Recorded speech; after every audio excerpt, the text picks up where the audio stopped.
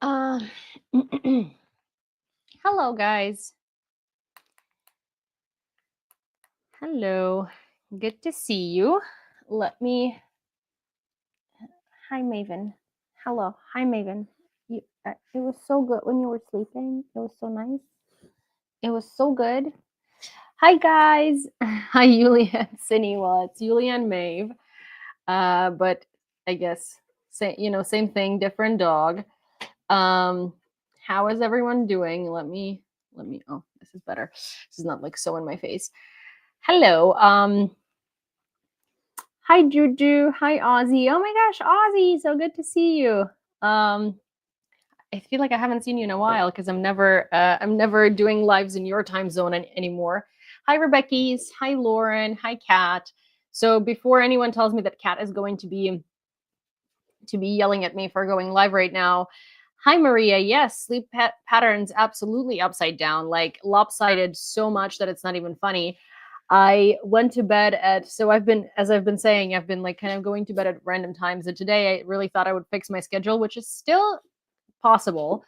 I I fell asleep at 10 p.m. and I was so excited about it. I was like, oh, maybe I'll wake up at 5 and I'll be able to get some work done before work. Hi Shay. Um, Hi Jonathan. Oh yay. Um, so I was like, oh, maybe I will like actually fix my schedule, which is still possible, honestly. I did go to bed at 10. I woke up at 3 because there was like a drone air raid and Maeve was going crazy. So I believe you can fix it. It'll just take time. Well, I'm hoping that this will help because I'm hoping that by 10 p.m. tonight, I'm going to be absolutely exhausted. I have to start going to work at like 9:30 because I have to be in hair and makeup by 10. So that means that in now 2 hours, I gotta start getting ready for work. Well, actually, one and a half. So I'm up since 3 a.m., not 5 a.m., because drone air raid. But at least I did go to bed at 5. So that means I already got 5 hours of sleep, which is reasonable. And that means that by the time it's 10 p.m., I'm going to be so tired and so exhausted that maybe I'll go to sleep at a normal rate. Perfect time to do a live. Well, it kind of is because I was like, maybe this is going to be an evening live for my friends over in North America, and this is going to be like we used to do it, in the middle of the night for no reason. Because what is it? It's 1 a.m. in New York, um, midnight Central, and around 11, right? And around no, it's like 11 Central and around 10 in California. This is like old school time. Yeah, exactly. See, and you guys are not sleeping anyway, so this is a perfect time technically. Hi Prexis. Today is a cat approved live. You're so funny. It's 10 Central? Well, 10:52, yeah, so almost 11. I was going off of it being almost 6 a.m. 9:52 Central. Yeah, so 10 p.m. See, you guys, this is not bad, especially for you in like especially for you in like California and stuff, on the West Coast. You are this is a good time for you. This is like an evening catch up. Almost 11 in New York. Wait, what am I? How am I screwing up time so badly? If it's 6 a.m. here. Oh yeah, it is. Oh my gosh, right. It's not 5 hours, it's 7 hours. Wow. Wait, so actually this is not bad. This is really not bad. Oh, cool. So look at that. Ah, she's in a time portal. I am in a time portal. I'm so lost in space and time continuum. Hi Cheryl and hi Animal. Hi Sally. Oh my gosh, so many people that normally don't make it to lives. See, sometimes it's good to do lives at like a random time of the night in Ukraine. For anyone who's about to be super concerned about my sleep schedule, yes, my sleep schedule is screwed, but it's not that I haven't gone to bed yet, it's that I already woke up. It's almost 12 in Perth, Australia. Oh my gosh. 12 p.m., I'm assuming, right?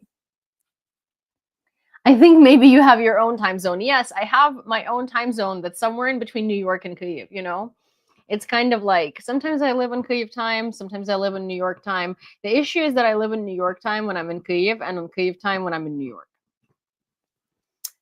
Out tonight with my sister, I'll respond to your DM.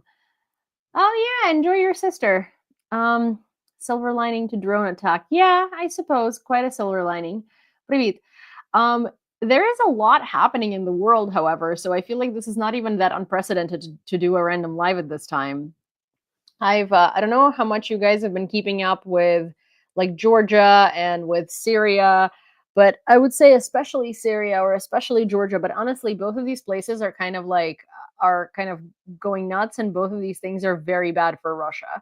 So oh, hi, Andy. Oh my gosh. Again, so many people I normally don't see on lives. I should start doing lives at random times of the night sometimes. Although there is no, привіт, дякую.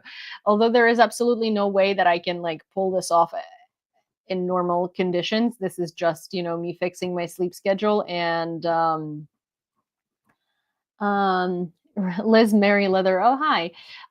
Взагалі зі Львова, але я жила в Нью-Йорку 13 років, а тепер живу в Києві. I've been keeping up with Joey. Yeah, Joey is really good. He puts out like honestly, I don't know if that man sleeps at all. Like Joey, oh my gosh, he's putting out like 20 updates a day. I don't know how he manages. Have you heard of the alien visit we'll be having tomorrow? Alien visit. I missed you, sassy reporter lady. Well, I missed you too. Hi, Gary. I love anything bad for Russia. Yeah, I mean, this is interesting because to be fair, like I think it's part of a much greater scenario that is going to be unfolding because Russia is really like kind of losing its grip. And I mean it like very profoundly because there are a lot of Russia's information front things that are falling apart, and there is also a lot of Russia's military front that's falling apart. Because here's the thing: the rebels in Syria definitely took advantage of the fact that Russia's military is tied up in Ukraine, and they definitely took advantage of the fact that they've seen that all of these places that are guarded by Russian soldiers, even the territory of Russia, are not necessarily guarded.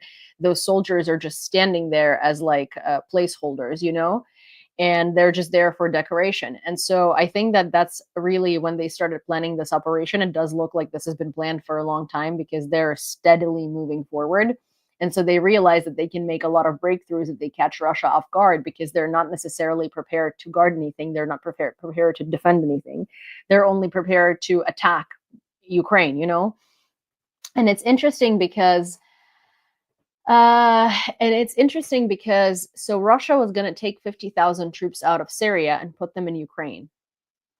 They really can't do that anymore because now they have an issue. Like for those of you unfamiliar with what's happening in Syria, I've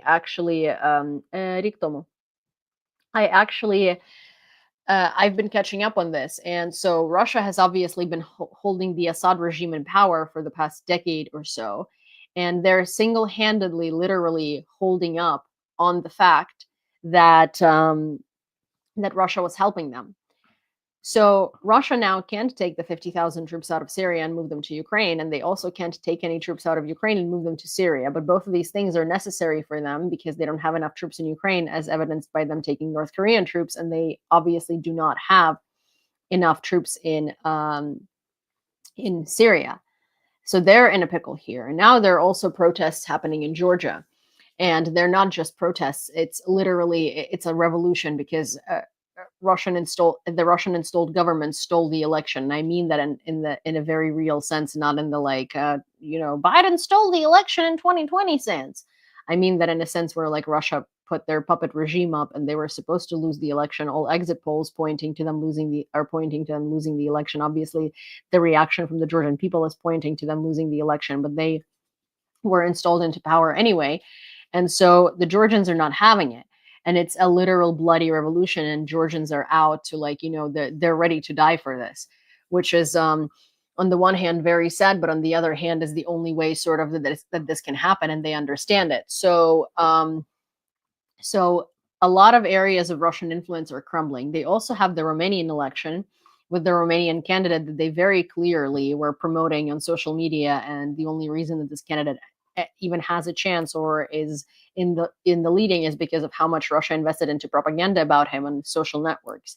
So this election is very, very sort of like necessary for them. And now, if they have to take away their information operations from Romania and forward them to Georgia, that's also they're basically overstretched. They're overstretched out of the wazoo, and they're also having an issue with the economy. So we all talk about how sanctions haven't been doing anything to Russia. That's not true. They have just been working a lot slower than anyone had anticipated. And one of the reasons of that is not because sanctions are bad or they're not enough. I mean, obviously, the more sanctions, the better. But one of the reasons why these sanctions haven't been working is because Russia has a lot of reserve money. It's like, a lot of savings, let's put it that way. But they have already been operating for the past 2.5 years off of their savings. And these savings are depleting. And the other savings that they have are tied up in Western countries where they're frozen and Russia has no access to them, which is difficult for Russia. So once these savings are depleted, Russia only has gold and yuan left. China is not buying the yuan back. And they're going to have a very hard time selling the gold because it's not the market for gold right now. Why do you call Lex Friedman Russian when his parents have Ukrainian and Jewish roots? Because his parents did not raise him in the Ukrainian traditions. He does not speak the Ukrainian language, nor does he know anything about Ukraine. He was raised in Moscow, and his parents raised him as a Russian. His parents did not raise him as a Ukrainian. Also, his last name is Fedotov. His actual last name is Fedotov, which is not a Ukrainian last name. The only reason he doesn't have Ukrainian roots. His mom was born in Ukraine. And that's because of the Soviet Union. He was completely raised with the Russian culture, Russian traditions, and Russian everything. He praises Russian authors and Russian writers and Russian whatever mysterious culture and stuff. He knows nothing about Ukraine. He's not Ukrainian. He's a Russian. And he also spews Russian talking points. In one of the videos where he was talking about visiting the front line in Kherson and saying how awful it is and how much Russia is shelling the people and how much the people are persevering, he said that the problem with that is that this political mess, being Ukraine being shelled and people dying for their independence, is tainting the Western idea of the great Russian culture, and unfortunately is putting roadblocks for people to learn the Russian culture, because it's the politics around it that makes the Russian culture undesirable. So yeah, that man is not Ukrainian by any means, and having been born in Ukraine does not make you Ukrainian, especially when you were born there in the Soviet Union. If you were raised within the framework of the Russian culture, Russian tradition, and the Soviet propaganda, then you are not Ukrainian. There is nothing Ukrainian about you. Doesn't know any of the Ukrainian culture, doesn't know any of the Ukrainian traditions, doesn't know the language, doesn't know absolutely anything about Ukraine. He's not Ukrainian. Like, you could be a French person born in Ukraine, or your parents could be from Ukraine and then you were raised as a French person and never learned anything about Ukrainian culture. You can't really refer to yourself as a Ukrainian. You can say that you have Ukrainian roots, but you're French. Lex Friedman was raised as a Russian. It doesn't matter where his mom is from. But also, again, Fedotov is a Russian last name. And within the framework of the Soviet Union, he's Russian. Also, oh my gosh, thank you, Ozzy, and happy birthday, K&K. Aww. Hello. China helps Russia and Iran avoid sanctions. Yeah, they do, but so does Kazakhstan and other countries of the post-Soviet satellites that help Russia avoid the sanctions. There is a lot more happening there than just that. Hi, Veronica. Oh my gosh, so good to see you. I've missed you. I made a Russian CPL mad in CPL days ago by playing the Ukrainian anthem very loud. Aww. We love that.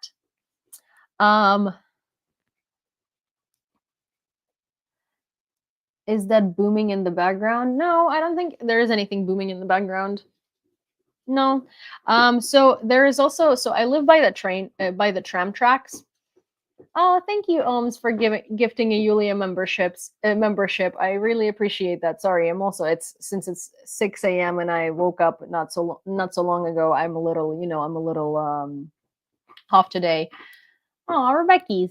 So I do want to remind you guys that if you have the ability to subscribe to the live feature and subscribe as like a live subscription, or if you have the ability to subscribe for the YouTube membership, or gift the live subscription to someone, or gift the YouTube membership to someone, or send gifts, or sign up for my Patreon, that really does help me greatly, because it's a part of my income, and my income is already super, super small.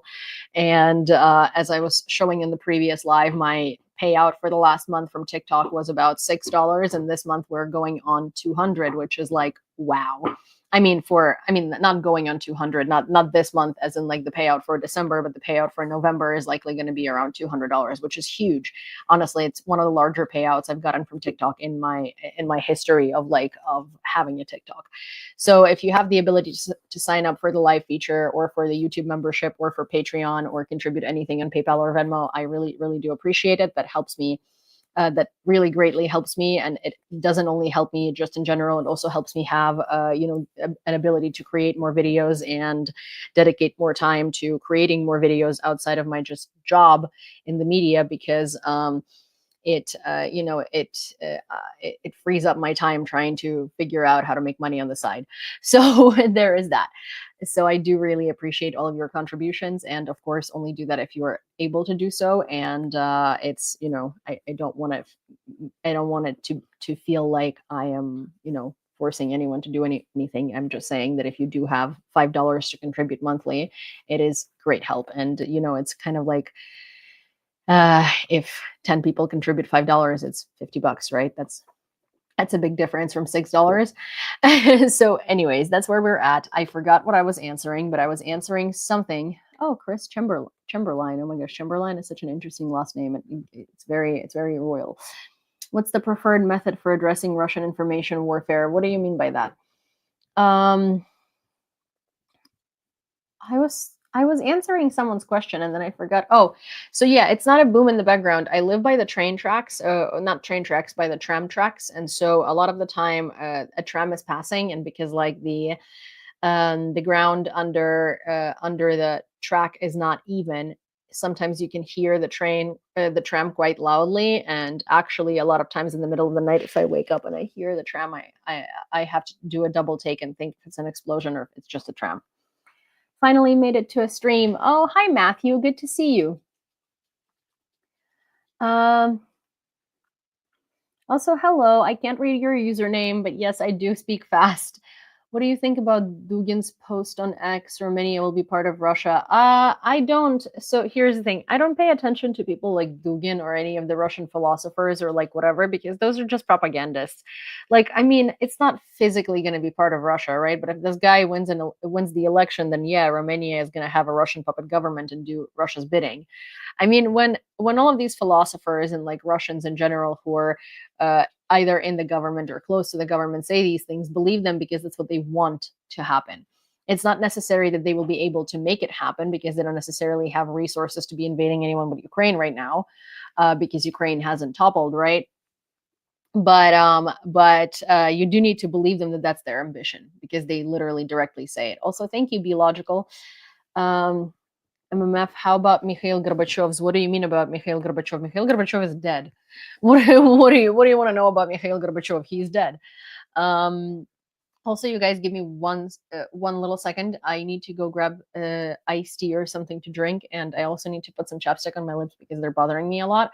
I do have my mic with me, so if someone asks a question before I step out of the camera, then I can answer it while I'm doing it. Did he help separate you guys? What do you mean by help separate us guys? Philosophers by self and Russian proclamation. Exactly, that's why I said philosophers. Hi, Linatello. Oh my gosh, good to see you. Haven't seen you in so long. Hi, Mike Mouses. I bet the Ayatollah is drinking heavy in Tehran. His boys have been taking a beating for the last year. Yep. I mean, the Ayatollah, I'm sure, well... it's a hit or miss, because they're making a lot of money off of Russia right now. So their regime is actually strengthening, not weakening. And they're having altercations with Israel, and they're having all of that stuff going on. So they're not necessarily in such a bad position. Honestly, like, Russia is putting them in a better position by paying them all of that money. Hi, Yana. Gorbachev was a desperate attempt to save failing Russian Empire, USSR. So Gorbachev didn't help separate anyone. Gorbachev was basically like, the thing is, people like to call him like a democratic leader or the last democratic leader of the USSR, which I find so freaking funny because like you can't be a democratic leader of a dictatorship where countries are part of it against their will.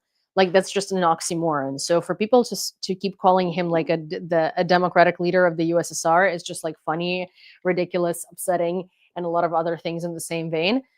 The Gorbachev did not help separate the Soviet Union. Gorbachev is an asshole who wanted the Soviet Union to stay intact, but he just didn't have resources to make that happen, or not even make that happen, to preserve it.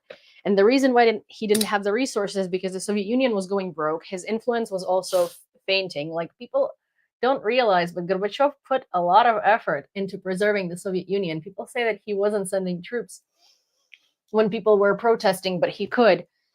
No, he did send troops when people were protesting. He sent troops in the Baltic states. He sent troops in Kazakhstan. He sent troops in Azerbaijan, in Armenia. There was a lot of violence happening with Gorbachev. It's just that it just got swept under the rug because other leaders were worse. He was not democratic, nor did he want a democracy for any of the Soviet countries, and he didn't let the Soviet Union collapse, as in like, oh, he was so nice that he like, that he allowed these countries to go free. Like that's not the case at all. It's just that he wasn't capable of preserving the Soviet Union. It was crumbling, and he didn't have enough power at that point, nor did the Soviet Union have enough money to prevent itself from collapsing. So yeah, Gorbachev was no democratic leader. Sini is watching us with an eye open. Yes, Sini is always watching. Exactly. Gorby saw US grocery stores and said, this commie nonsense ain't for me. Why are you speaking so fast? I can't understand the translation. It's just how I speak. I'm a very fast speaker. It's hard for me to speak not nearly as it's hard for me to speak not nearly as fast as I do normally. Oh, hi Ukraine, dude. He's like Navalny's fake democratic opposition. Yeah, he wasn't even trying to be fake opposition. He just like couldn't prevent the collapse of the Soviet Union. Hi. Oh, thank you, Yash. I really, really appreciate the super sticker. Thank you so much. The aftermath of the Soviet Union breakup was brutal. High crime, no money, civil unrest. Yeah, exactly. And a lot of people in Russia attribute all of those factors to like, oh my gosh, no, if the Soviet Union didn't collapse, we wouldn't be in that situation. But it's like, yeah, well, obviously, if an empire collapses for a time being, when countries are figuring out what to do and their economy is collapsing, it's going to be really bad because because it's like the entirety of the infrastructure, political infrastructure that was there just fell. But interesting, Russia actually had the least awful of all of these things in the 90s. It's Russia took on the money from in Russia, Sberbank, or like whatever the bank was at the time. I think it was Sberbank. They held all of the savings of all of the Soviet people.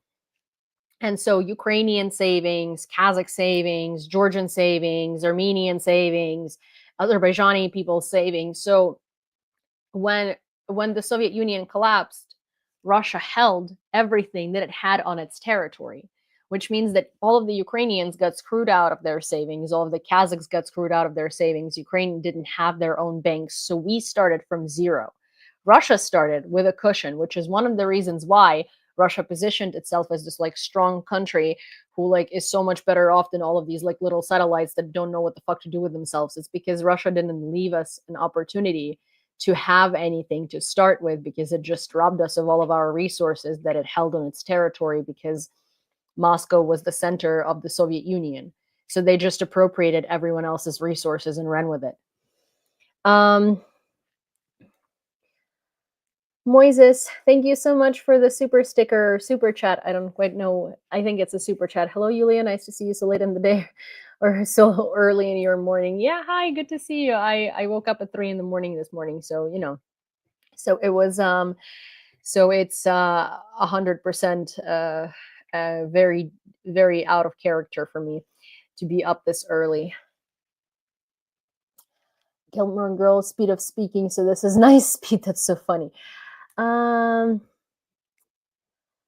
Okay, what do you think of Kellogg's plan? What do I think of Kellogg's plan? It's not going to work. Also, his plan is literally to freeze the conflict, give Russia the territory that it holds, and tell Ukraine to fuck off from NATO for 20 years. Not going to happen. First of all, Russia has already said, I'm going to read you this. This is an interesting thing. This actually answers your question very well. Let's say that obviously Ukraine is never going to sign that, but also but also there is this part where Russia is not going to sign that. And here is, I think, one of the most brilliant insights in why Russia is not going to sign that.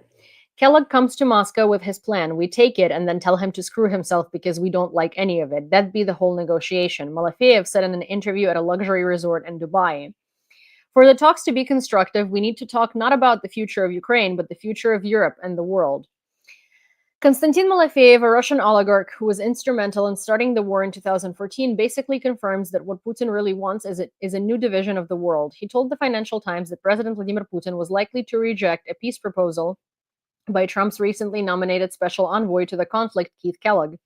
Ukraine would be only part of the global pie he wants to grab. As I said, Malafeyev said Trump could only end the conflict if he reversed Washington's decisions on the use of the advanced long-range weapons and removed Ukrainian President Volodymyr Zelensky from office.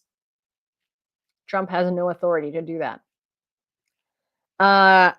He then agreed to meet Putin and discuss the issues of the global order at the highest level. It's not about Ukraine. I've told you this. It's not about Ukraine at all. He said Moscow would only see it as lasting condition for peace if Trump was willing to discuss other global flashpoints, including the wars in the Middle East and Russia's burgeoning alliance with China, and a U.S. acknowledgement that Ukraine is part of the Kremlin's core interests. This is not even it.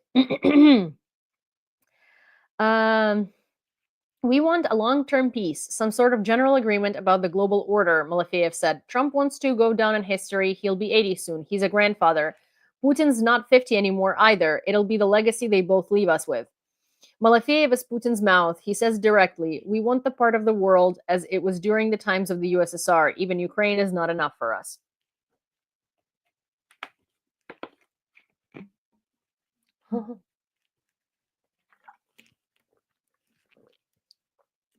Yeah.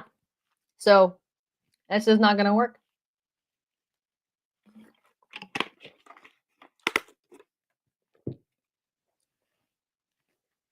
Who cares what that bozo says? Just another guy soon to fall out of the window.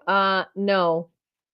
Malafeyev is not another guy to fall out of the window because there is a Russia is an oligarchy. And a lot of the oligarchs are basically funding Russia and funding Putin. It's all a circle. So the people from Putin's circle are not the people that fall out of windows. The people who are instrumental to all of the decisions made in the Kremlin are not falling out of windows. Malafeyev is one of the people who could have fallen out of the window for the past 10 years now because he was one of the instrumental parts of starting the invasion of Ukraine in 2014. He did not fall out of the window. He did not fall out of the window because he is instrumental to Putin and he's instrumental to the regime. He's the insider.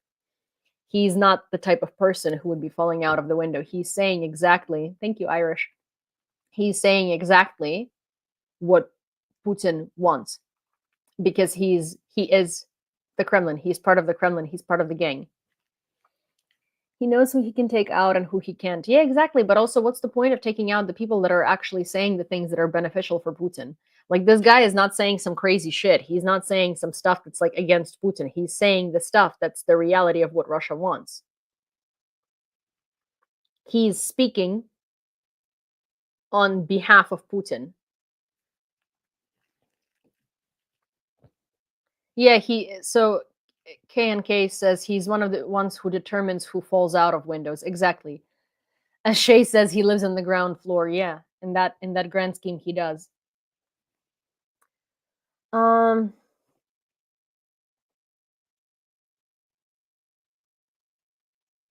there is that. So there is no, yeah. So this type of person doesn't fall out of a Russian window. This type of person is pulling the strings in the back, behind the scenes. I actually love the he lives on the ground floor analogy. That's very well said, especially in this context. Polonium and his pancakes. Then I don't think he's getting any. I don't think he's getting any sort of any sort of anything that could kill him in any of his foods. Hi, Martin. Good to see you. Also, thank you, FL Lee, for following. Oh, sorry. Welcome to the live, and well, welcome to the channel. I suppose. Sorry, you gotta pardon me. It's 6 a.m., so I'm a little short on words. Yeah, we had a really good constructive conversation about this actually with Kaylin and with Professor Gerdes, which is going to be coming out on UA TV on Red Lines tomorrow. Well, today for me, tomorrow for you guys. Welcome to Breakfast with Yulia. I don't know if it's Breakfast with Yulia. I would like some breakfast though. I have some yogurt in my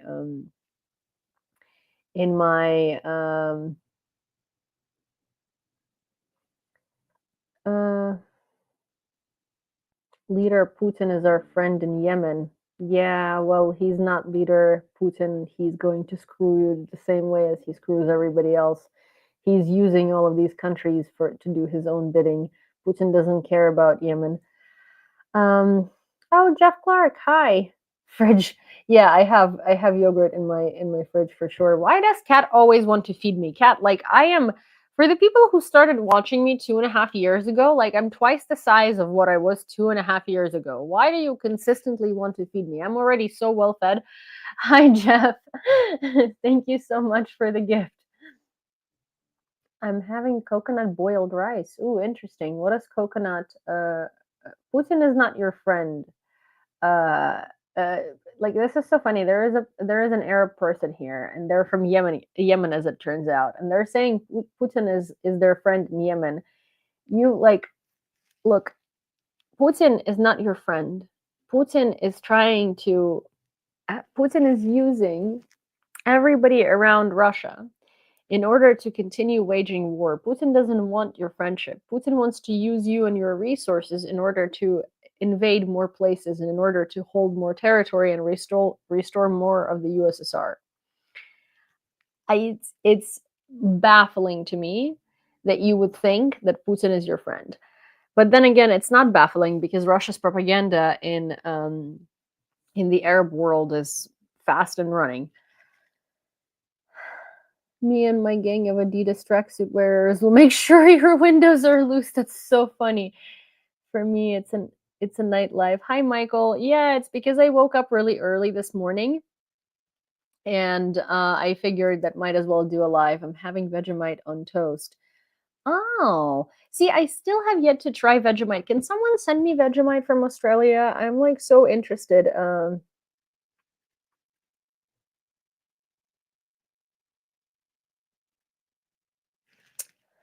I'm so interested in trying it. Once Vlad wants climate change for more arable land and in the new Russian USSR. Also, okay.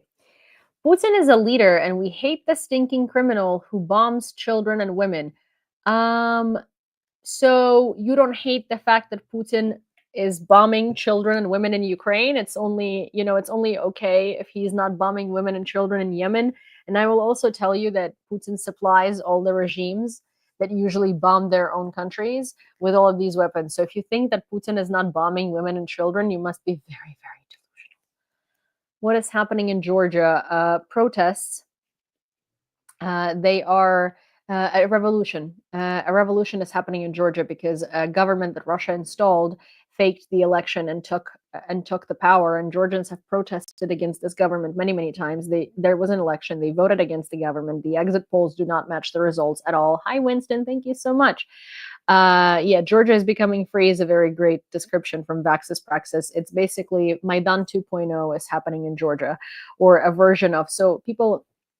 The actual name of the Maidan Revolution is the Revolution of Dignity, and I think that it's that it's better to not call it Maidan 2.0 because that takes away from the Georgian agenda and just makes it sound like a second Maidan, like and like an extension of what happened in Ukraine. Meanwhile, it's its own thing. So I think what's happening in Georgia is a second revolution of dignity, similar to what was happening in Ukraine. Hi, Aaron. Good to see you. The people are basically standing up against the regime, and they understand that it's going to take bloodshed, and it's going to be a violent situation because obviously the government is already violent against them. They're deploying like water cannons. They're deploying a lot of stuff against the protesters, and the protesters just literally want nothing to do with Russia, and the government that has rigged the election in their favor is a pro-Russian puppet regime. So exhausted from explaining to MAGA people that tariff is a tax paid by the consumer. Oh yeah, I mean, I can't even go there because like people like MAGA people think that the way that you're going to avoid tariffs is moving production to America. Absolutely not understanding that that is just like with Yanukovych. Yes, this is how I know you're Ukrainian because you this was great. But yeah, MAGA people think that production is just going to move to America and that's how we're going to avoid tariffs. But the funny thing is they don't understand that it costs like tenfold to produce things in America. And also we do not have enough capacity to produce all of the stuff that there is a demand for.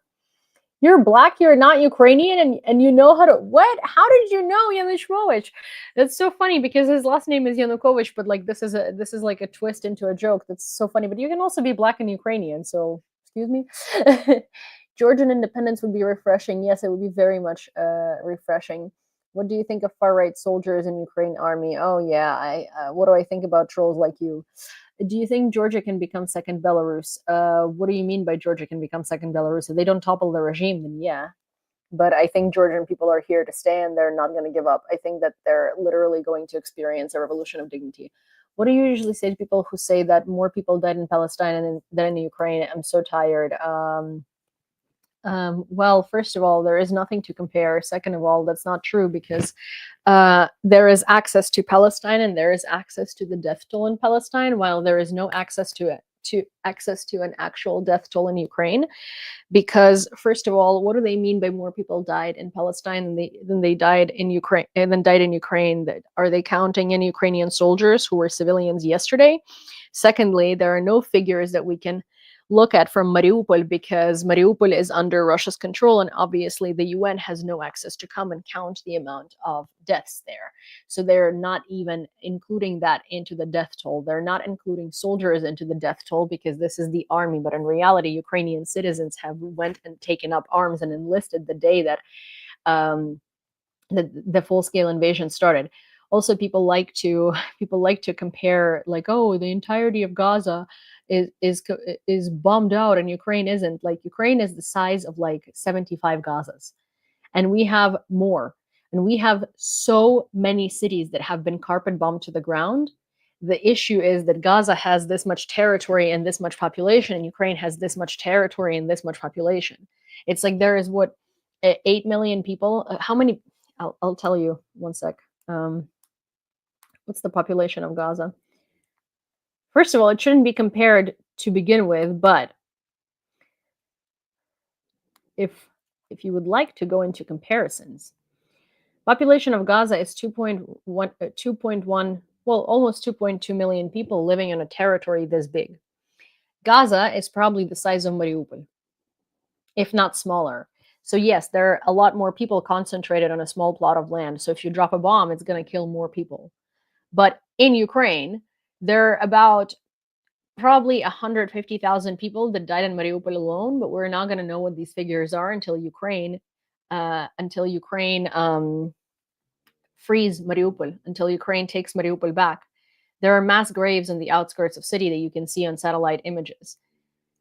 It's not true that more people died in Gaza than they died in Ukraine. You also cannot compare these two conflicts because it's almost like talking about, imagine like bombing the city of Washington, D.C. versus bombing the entirety of America. Obviously, if you're dropping bombs in random places, less people are going to die. because less people are concentrated on plots of land. It's like bombing North Dakota versus bombing New York City, you know? It's an ignorant comparison. Ukraine is a massive country with a huge population, and Russia already destroyed like upwards of 15 cities to the ground, like razed them to the ground. Thank you, Serhi. I really appreciate the super chat or the super sticker, or I don't know what they're called at this point, but thank you so much. People are stupid for comparing Gaza and Ukraine. They're two separate wars and don't need to compete with one another on the tragedy Olympics. First, yeah, exactly. They don't need to be talking about first of all, these two wars shouldn't be compared. They're two very different wars with very different history. Also, like, this is not oppression Olympics, or this is not genocide Olympics, right? It's like what's happening in Gaza is tragic. What's happening in Ukraine is also tragic. But comparing like how many people died in Ukraine versus Gaza is absolutely unreasonable based on like mathematics alone, right? Like if you take the human factor out of it, or you take the political factor out of it, or you take the history factor out of it, leave the math factor in, and leave the fact that small territory, large amount of people, large territory, people are more dispersed. Like, and if you want to say that you know, like a tragedy is happening in Gaza because so many people are dying, then take Mariupol, for instance. Mariupol, literally, what happened, Mariupol is like Gaza. It was razed absolutely to the ground, and it's about the same size. And it's just one city in Ukraine. So what the fuck are you talking about?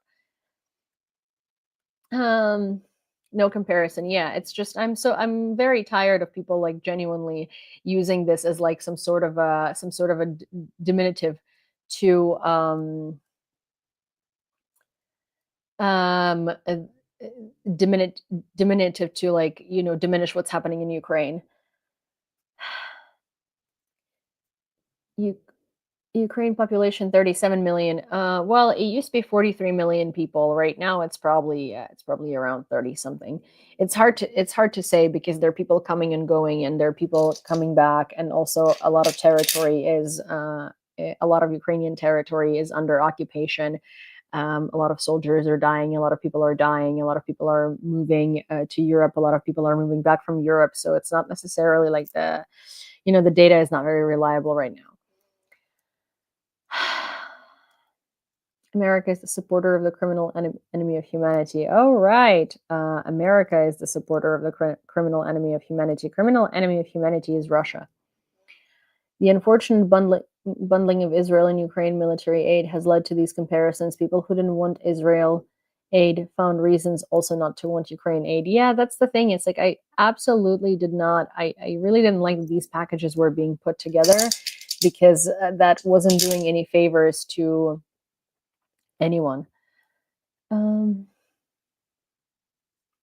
That was really just taking away from Ukraine, and a lot of this aid wasn't passing for a very long time because there were roadblocks on Israel aid as well. Also, you guys, I am going to go take that yogurt. You're from America. Which state? I'm from Ukraine. Comparing apples to oranges. Yeah, exactly. I'm going to go take that yogurt. I'm still here on the mic, so I can still talk. Okay, Maeve, just, show your beautiful little bulldog self to people while I'm away. Be nice. Also, you guys, a lot of you are going to think this is Cinny. This is not Cinny. This is Maeve. Cinny is over there in the back. You probably can't see her because she's the same color as the pillow that she's laying on. And a lot of the times when I look at my doggy cam that I have, this is a doggy cam that I look at when I'm not at home. I can't see them because they're the same size as they're the same color as the couch. So I can't tell what they're doing and where they are because they literally blend with the furniture. And I find it quite hilarious.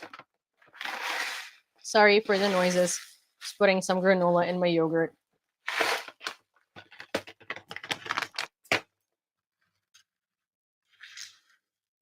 Oh. See, there is a noise outside of my window right now that you probably didn't hear because I'm far away from it. That sounds like an airplane.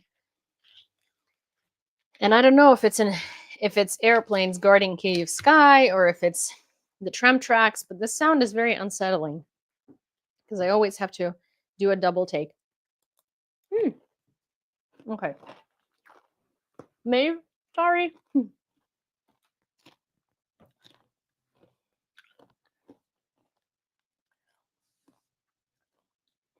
Is this true? America is pushing Ukraine to draft 18-year-olds? Yes. But to be fair, I don't think it's that bad because our mobilization age is up to 60. And I honestly think that it should be decreased. Like, it's 25 to 60. I think it should be like 22 to like 40 or 45. Because in reality, your average 58-year-old is not necessarily in good health to be at the front.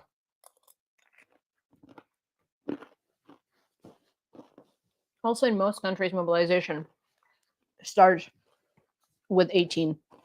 And I mean, like, I wouldn't say 18-year-olds. The thing is, like, education is a very big part of being Ukrainian. So they're not drafting 18-year-olds because they want them to go to college and graduate and start a family. And we have a demographic problem, obviously, because people are dying and being killed, dying through being killed. So it's not necessarily the best solution to draft 18-year-olds who don't have families yet, because that'll result in a much larger demographic crisis. But then again, in modern times, most people do not reproduce at 20, so I don't know.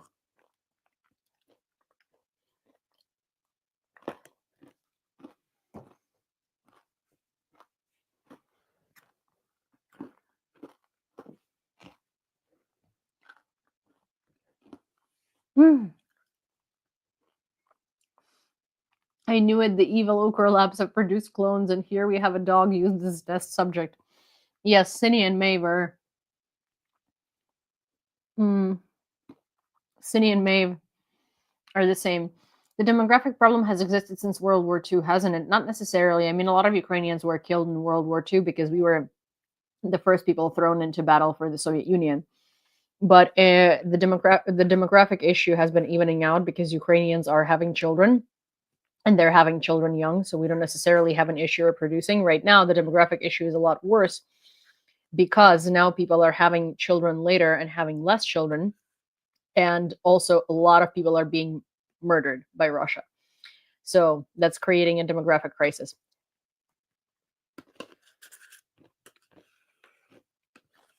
Ukraine generally has been having a demographic crisis since, like, even before the World War II, because Russia continuously keeps killing Ukrainians. Our population started at like 58 or 59 million, and now it's down to 37 because we simply we keep getting killed every like 10 or 20 years en masse by Russia. And obviously, we cannot compensate for hundreds of thousands of people by just reproducing.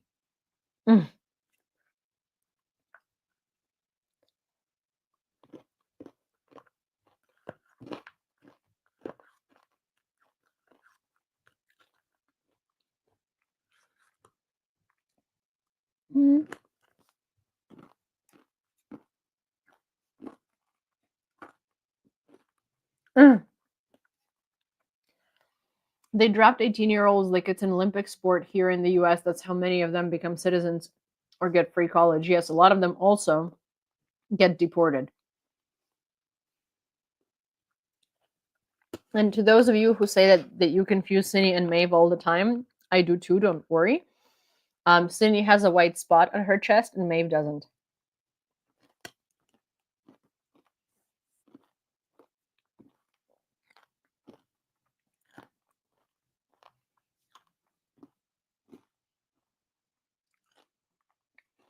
I've never understood Ukraine's reluctance. It must be a cultural thing. Virtually every other country in time of war would draft at 18. Again, demographic issues. It's because, like, virtually any other country hasn't been experiencing genocide for the past 200 years, and we're already struggling, and we don't want to make the issue worse.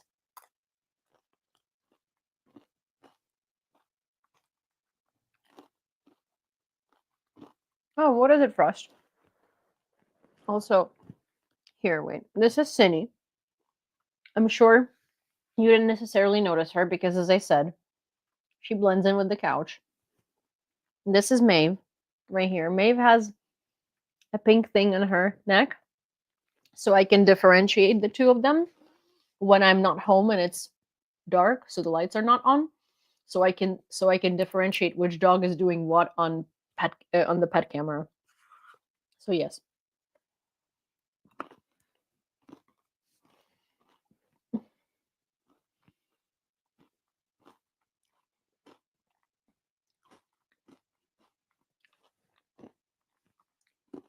Not you becoming an ASMR TikToker. London, Ontario, Canada stands with you. Oh, hi, Wayne. Wait, Wayne. I actually know someone named Wayne from Ontario, Canada. So I'm wondering. Do you by chance nose vape, Wayne? If that's a weird question, then just disregard it. But if you know what I'm talking about, then you're the Wayne that I think you are.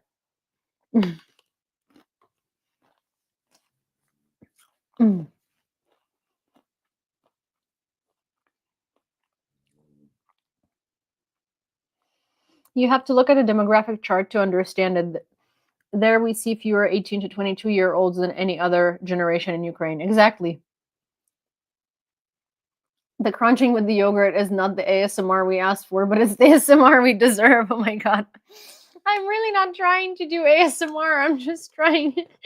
Wayne says it's a different Wayne. See, because the father of the other Wayne is actually on TikTok. And when I asked about nose vaping, good.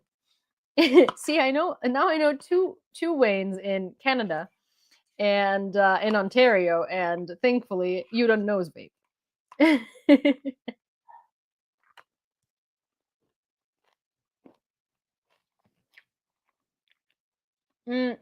Liquid. I already responded to what I think about Kellogg's plan for Ukraine. If you want to watch it on YouTube, it's going to be in the recording of the live. Extensively answered it, but short one, it's bullshit. Do the doggies have different colored collars? The going outside ones, yes. The indoors, Maeve has this little string, and Cindy doesn't. Cindy doesn't like wearing things. Maeve likes wearing things. Like she likes jackets. She likes sweatshirts.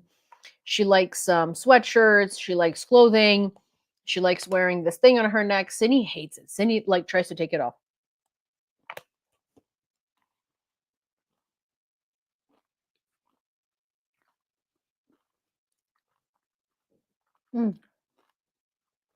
Okay.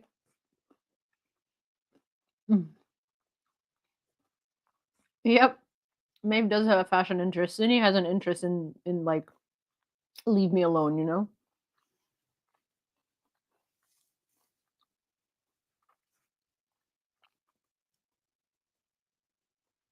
Supported Ukraine back in 2014. Now he's like anything Trump touch, he turned to shit. Yeah.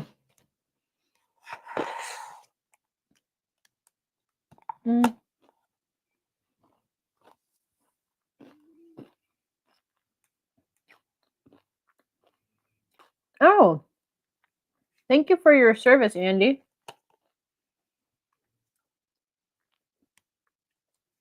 Are the doggy boot trained so their whittle paws don't freeze? They're not. They're not boot trained. They don't like boots. Cindy hates clothing in general. But since this conversation has gotten into dogs, I'll show you something cute. One sec. Okay.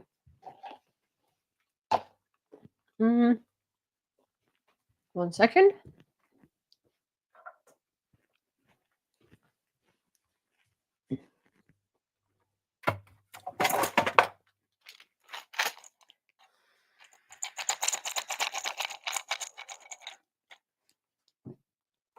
As you might have understood, I brought something the dogs are very interested in. Oh, thank you.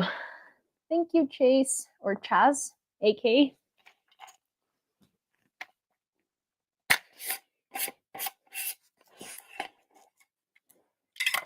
What's up, little one? No. Hey. Wait. Okay. See, I've taught her the same thing that I've taught Cindy, but it doesn't always work. Wait. Wait.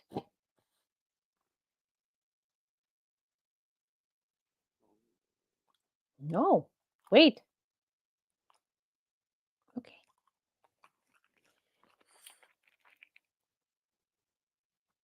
Wait. Wait. Hey. Wait.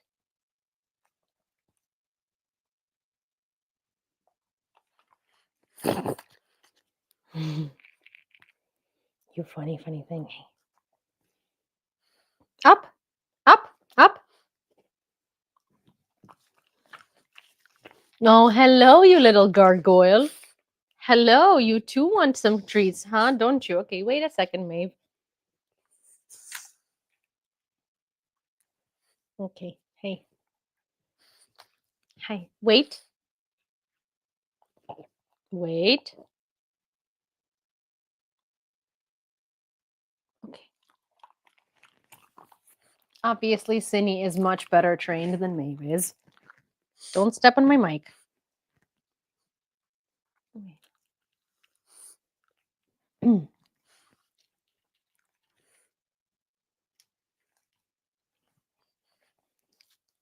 Hey. Wait. Learn from Cindy. Okay. She's still young. Yeah, I know. But still, gotta train her, no? Wait. Hey. Go away. Wait.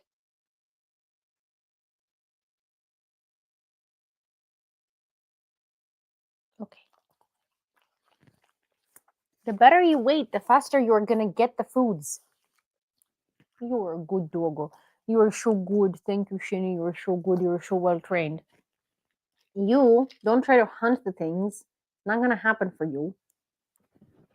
Sit. Sit.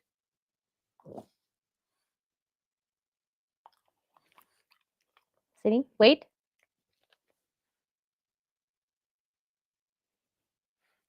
Okay. See? Cindy is so smart. And she went back to bed. She's like, we're done with these, aren't we?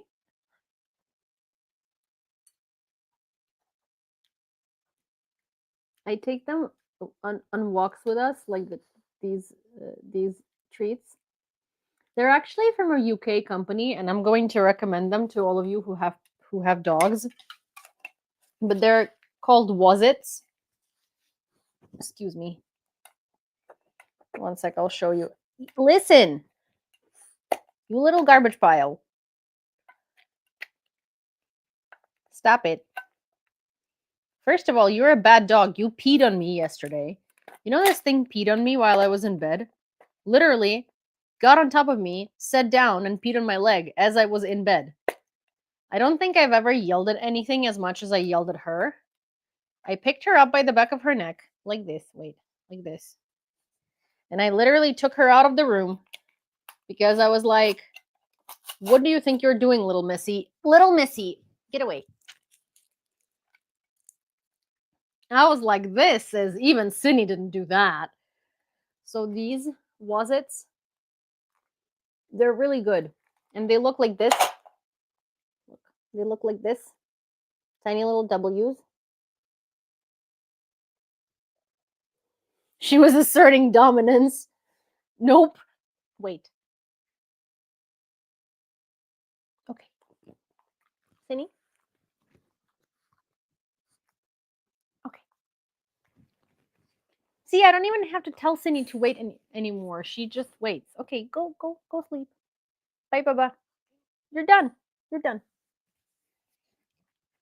That's it. Listen, it's too much. Why are you staring at Cindy like she's gonna help you?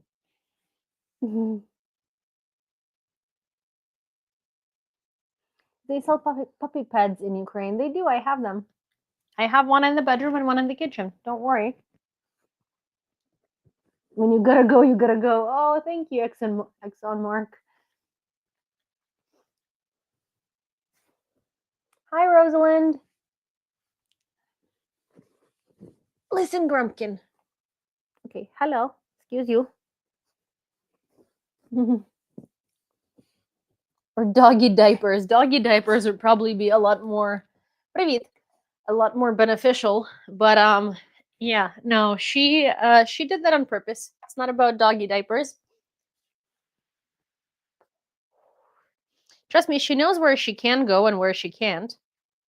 It doesn't change the situation much. She goes somewhere not because she can't hold it. She goes there because she wants to. She wanted to pee on me yesterday, so she did. Hey. Excuse me. Hello, little bullshit. Hello. Hello, little bullshit. Hi. You're such bullshit. Such bullshit. Din, din, din, din, din, din. Din, din, din, din, din. All right, you guys. It's almost 7 a.m. and I have to leave for work at around 9:30. Well, 9:30 actually. 9:15, 9:30. And I still have these things to feed and walk. So I'm gonna go. But I will see you probably in the evening or tomorrow because I might be going to bed at like 10 tonight.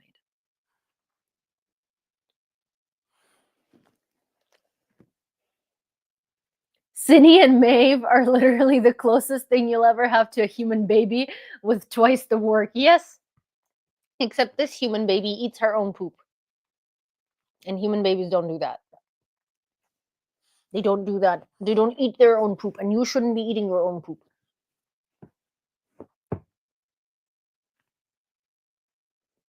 Alrighty. Bye, guys. Good night. Say good night. Say good night. Say good night, creature. Say good night. Good night. Bye, guys. Thank you. Thank you, animal. Why do you need to eat my hand? Don't eat my hand. Girl.